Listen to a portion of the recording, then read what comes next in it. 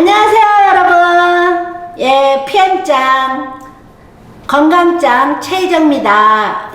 오늘 여러분들과 또 좋은 건강 정보를 알려드리고자 제가 이렇게 또 만나게 돼서 반가운데요. 자, 여러분, 오늘의 주제는 살과의 전쟁입니다. 부제는 인슐린 저항성을 알아야 살이 빠진다입니다. 무슨 연관성일까 참 궁금하시죠?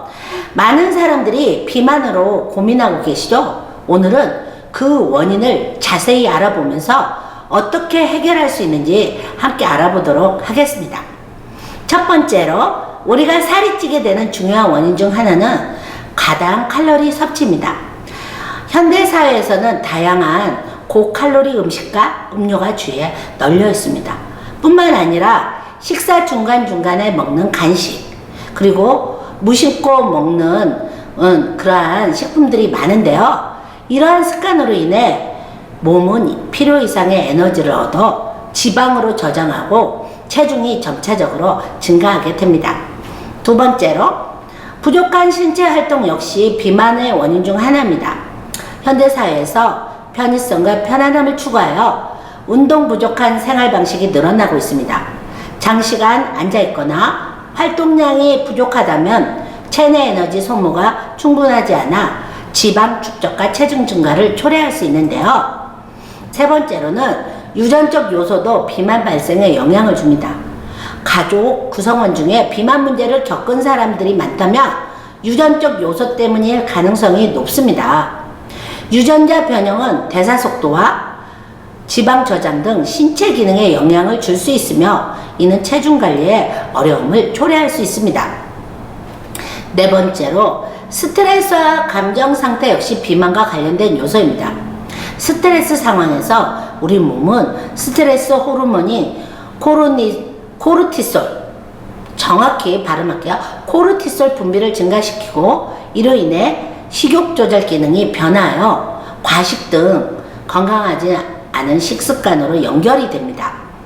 살과의 전쟁에서 승리하기 위해서는 우리 몸 안에서 벌어지는 다양한 생체 반응을 이해하는 것이 중요합니다. 특히 인슐린 저항성에 대해 알아야 살이 더 잘 빠진다는 사실. 자, 함께 알아볼까요? 자, 먼저 인슐린이란 우리 몸에서 혈당을 조절하는 호르몬입니다. 하지만 때때로 우리 몸은 이 인슐린에 대한 반응을 잃어버리는데 이를 인슐린 저항성이라고 합니다. 인슐린 저항성은 가체중이나 비만 상태에서 자주 발생하며 결국 혈당 조절 능력을 악화시키고 체중 감량을 어렵게 만듭니다.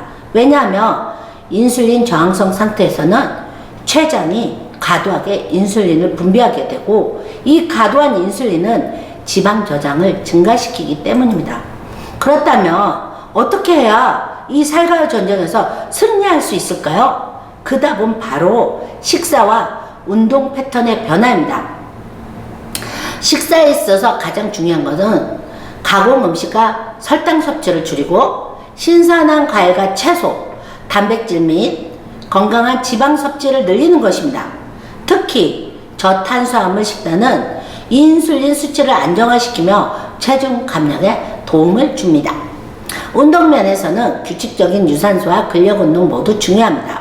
유산소 운동은 칼로리 소모를 증가시키며 근력 운동은 근육 질량을 증가시켜 기초 대사율을 높입니다. 이 두 가지를 조합하면 체중 감량이 더욱 효과적입니다. 결국 살과의 전쟁에서 승리하기 위해서는 우리 몸의 인슐린 반응을 이해하고 식사와 운동 습관을 바꾸는 것이 핵심입니다. 이것이 바로 체중 감량의 과학이며 여러분 모두가 건강한 다이어트를 통해 원하는 목표에 도달할 수 있기 때문입니다. 자, 그러면 인슐린 저항성이란 무엇인가요? 인슐린 저항성은 몸이 인슐린에 대한 반응을 잃은 상태를 말합니다.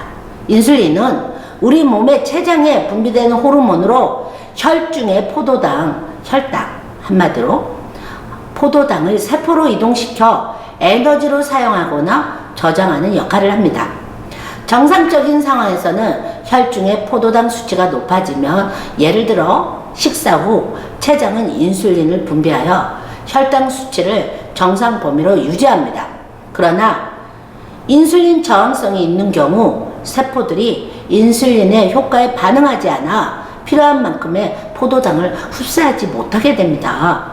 결과적으로 췌장은 더 많은 양의 인슐린을 분비하게 되며, 이 과정이 반복되며 결국 췌장이 가부화 상태에 이르게 됩니다. 장기적으로 보면 이러한 상황은 당뇨병 등 다양한 건강 문제를 일으킬 수 있습니다. 이번에는 실제 사례를 예를 들어 보겠습니다. 사례에 언급되는 이름은 모두 가명입니다. 우리가 알아야 할 첫 번째 사례는 지난해 직장인인 민주 씨입니다. 민주 씨는 오랜 기간 동안 과다한 음식 섭취와 운동 부족으로 인해 비만 상태에 이르렀고, 최근에 당뇨병 진단을 받은 것으로 알려져 있습니다. 민주 씨의 경우 식사 중 고탄수화물과 당뇨 섭취량이 많았으며, 식사 후 혈당 수치가 급격하게 상승하는 경향을 보였습니다. 이러한 현상은 인슐린 저항성의 일반적인 특징 중 하나입니다. 민주 씨는 다이어트와 인슐린 저항성 관리를 위해 전문가의 조언을 받아 식단과 운동 패턴을 개선했습니다. 그녀는 고단백, 저탄수화물 식단으로 전환하여 혈당 변동을 줄이고 신선한 과일과 채소, 건강한 지방 섭취에 주력했습니다. 또한 민주 씨는 규칙적인 유산소 운동과 근력 운동을 통해 체중 감량과 근육 질량 증가를 동시에 이룰 수 있도록 노력했습니다. 이러한 변화들은 그녀의 인슐린 저항성을 완화시키고 혈당 조절에 도움이 되었습니다. 다음으로 소개할 사례는 지원 씨입니다. 지원 씨는 스트레스와 부족한 수면 때문에 과식하는 경향이 최근 체중이 계속해서 상승하고 있는 것을 알게 되었습니다. 지원 씨의 경우 인슐린 저항성으로 인해 혈당 조절 능력이 저하되어 체중 감량이 어려웠습니다. 그러나 지원 씨는 건강한 식습관과 운동 습관을 형성하여 인슐린 저항성을 극복하기로 결심했는데요. 지원 씨는 정기적인 식사와 규칙적인 운동을 통해 스트레스를 관리하고 수면 패턴을 개선하는 데 초점을 맞췄습니다. 이를 통해 지원 씨의 인슐린 저항성은 개선되었고 체중 감량에도 성공했습니다. 다이어트와 인슐린 저항성은 많은 사람들에게 영향을 미치는 아주 중요한 주제입니다. 위에 소개한 민주 씨와 지원 씨의 사례처럼 올바른 식단과 올바른 패턴의 운동 패턴은 다이어트를 진행하면서 동시에 인슐린 저항성 관리를 할 수 있습니다. 여러분 모두도 건강한 다이어트와 인슐린 저항성 관리를 위해 전문가의 조언과 도움을 받아보시기 바랍니다. 여러분, 비만과 인슐린 저항성이라는 주제로 구체적으로 말씀드리고자 합니다. 더욱 비만을 극복하는 방법에 대해 함께 고민해 보자고요. 그럼 함께 알아보도록 하겠습니다. 먼저 비만은 과체중이 심해져서 건강을 해친 상태를 말합니다.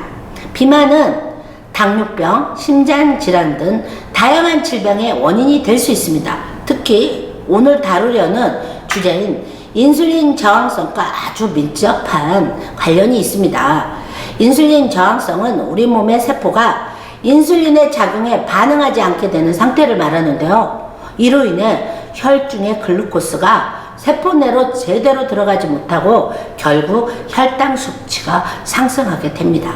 그럼 왜 비만이 인슐린 저항성을 유발하는 걸까요?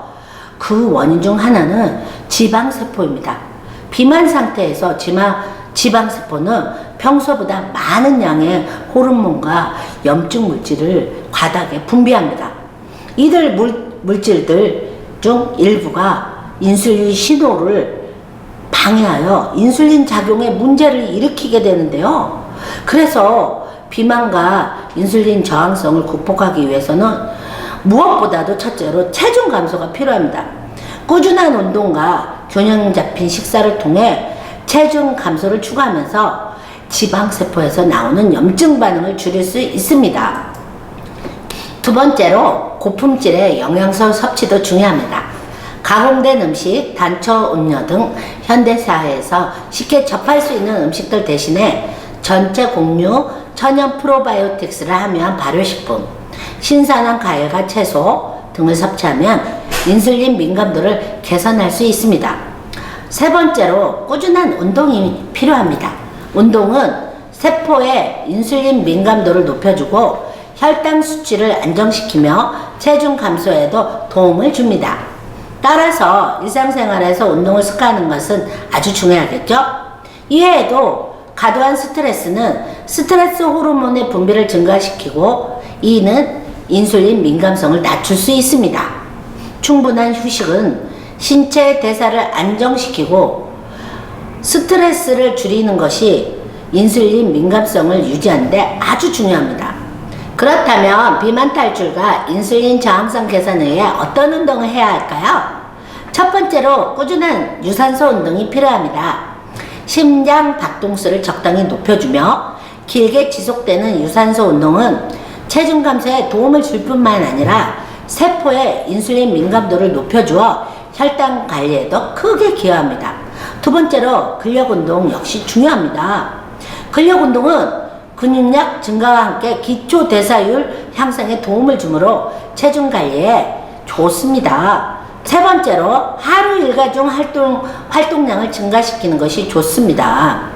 계단 오르기, 짧은 산책, 이렇게 팔을 휘저어도 되어요. 하지만 가장 중요한 것은 무엇일까요? 바로 꾸준함입니다. 일시적으로 가격하게 운동하는 것보다는 생활 속에 운동을 녹여내어 지속적으로 실천하는 것이 체중 관리와 건강 유지에 아주 효과적입니다. 오늘 우리는 살이 빠지려면 인슐린 저항성을 알아야 한다는 주제로 많은 이야기를 나누었습니다. 인슐린 저항성은 가체중 및 비만, 당뇨병 등 다양한 건강 문제와 밀접하게 연관되어 있습니다.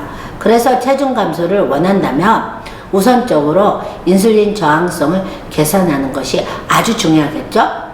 이를 위해서 잊지 말아야 할 것, 규칙적인 식사 습관, 고품질의 영양소 섭취, 그리고 꾸준한 운동, 이 세 가지가 필수적이라는 사실. 일시적인 다이어트나 극단적인 식사 제한보다는 건강하고 균형 잡힌 식사와 일정량의 활동을 일상에 포함시키는 것입니다.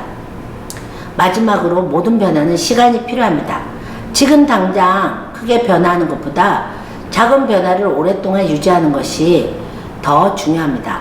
여러분의 건강한 삶을 위해 오늘부터라도 작은 변화를 시작해 보세요.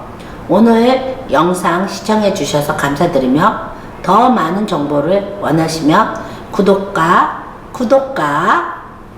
좋아요 부탁드립니다. 감사합니다. 감사합니다.